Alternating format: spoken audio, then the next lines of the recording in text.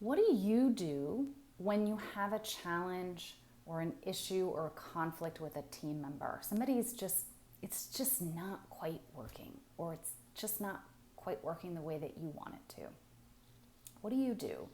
I find that a lot of times what we do, I see this with my clients, I work with my clients around these types of issues all the time.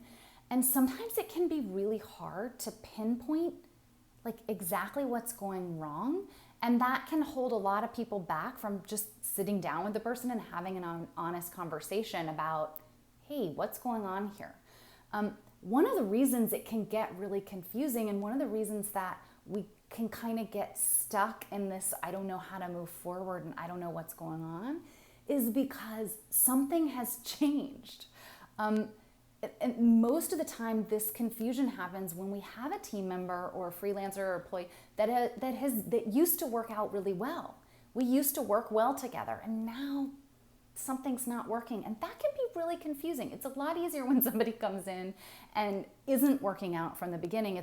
It's pretty obvious and clear from the beginning. But if people work out for a while and it's a great, partnership, and then it isn't a great partnership, it makes it harder to sort of pinpoint what's going on.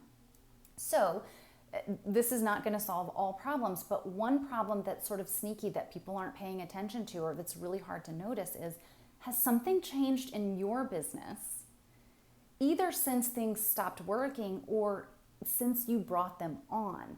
Has your business taken a slightly different trajectory? Has their role changed at all?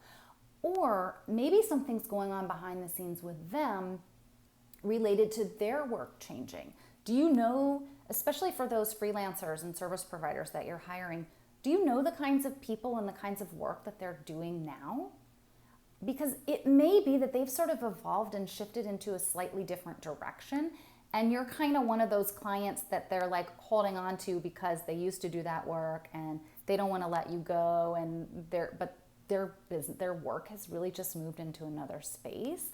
A lot of times that can bring up and create a lot of problems because it's just not the direction that person's work is going in any longer. So I hope this is helpful. This is obviously not going to solve all problems, but sometimes when you can't quite pinpoint it, and it used to work and it's not working now, that can be the reason. It can be that simple, that people change, businesses change, and it may just not be a match any longer, but maybe that will give you enough data to start to be able to have a grounded, concrete conversation with somebody to start to figure out what's going on.